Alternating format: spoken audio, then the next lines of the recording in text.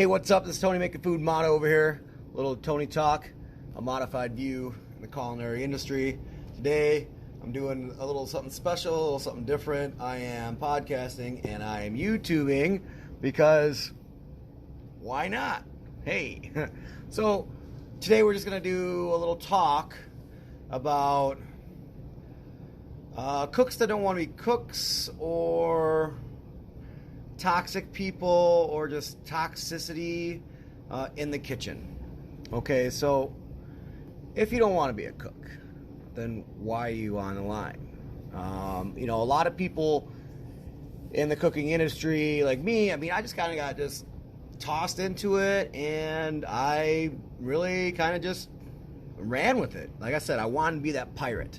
I wanted to be that pirate at the end of the line, smoking those cigarettes when you can smoke those cigarettes. But yeah, that's what I wanted to do. The chef life, it chose me, my friends.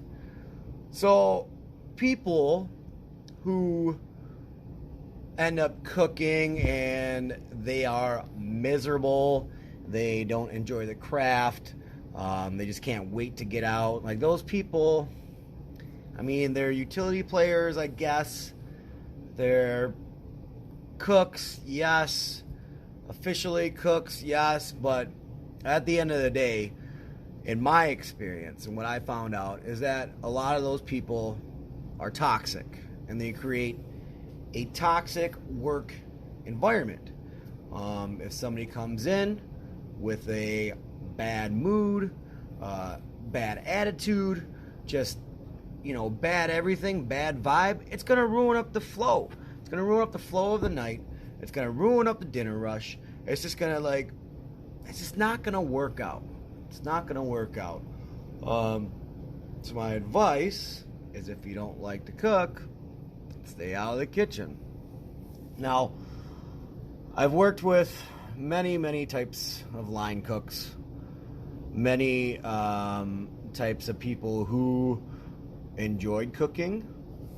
They really, really liked it, and they were fine just being a line cook.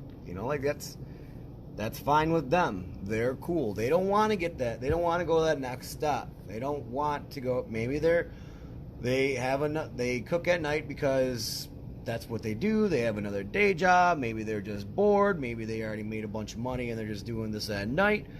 Maybe they're just doing these things because they just really enjoy cooking. Those are the types of cooks that I like to work with on the line. Because at the end of the day, you're going to battle.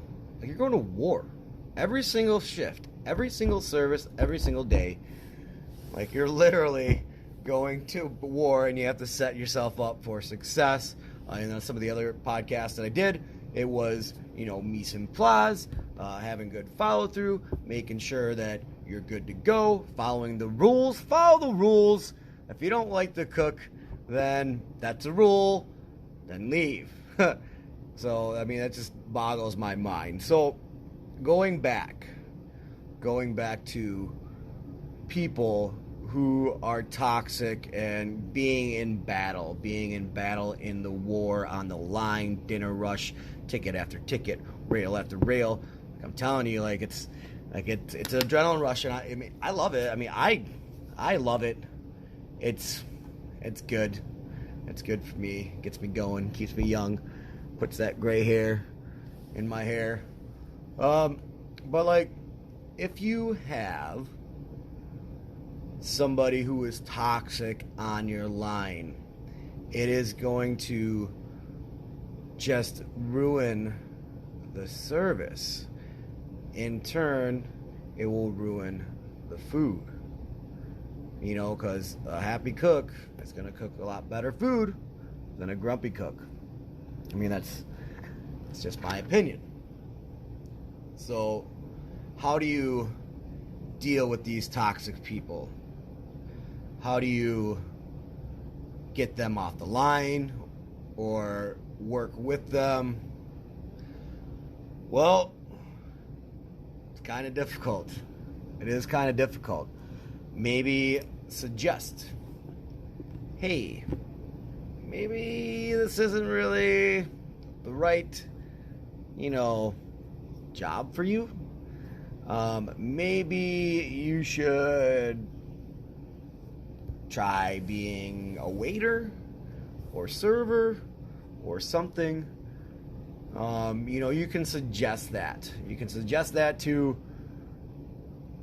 the toxic person on the line. 9 times out of 10, they're going to just come back at you with more toxicity. And it's like a cancer. It is literally a cancer in the kitchen. Like that one toxic person will talk to another person, start intoxicating them, make them toxic. And then that is another toxic person. So you got 2 toxic people who are just poisoning your kitchen. And if you as a chef let that go on in your kitchen, then it's going to be very, very difficult.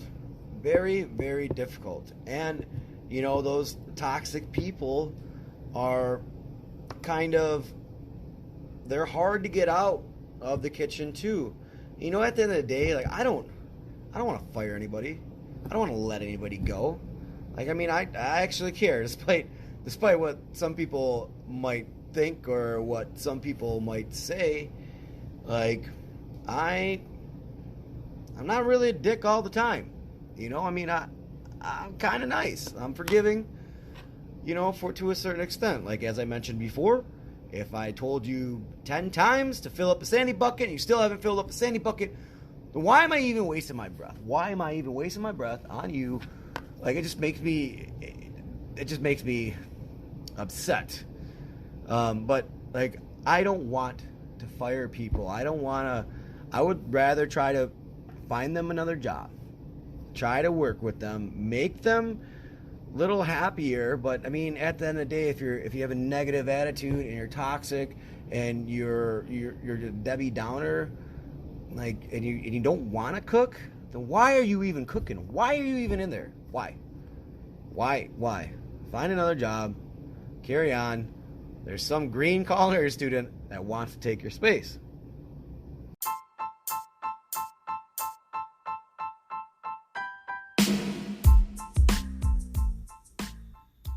If you haven't heard about Anchor, it's the easiest way to make a podcast.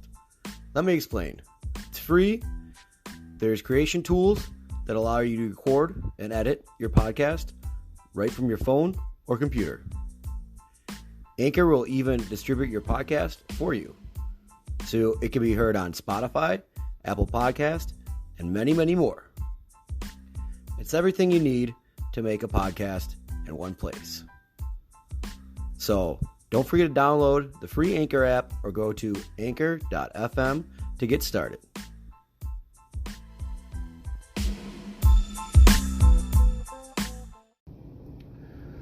So, if you were dealing with that in the kitchen, it's hard. It's hard, and you have to, try to get those people out. Because at the end of the day, it's just going to affect the service. It's going to affect the service. It's going to affect the food. It's just not going to work out.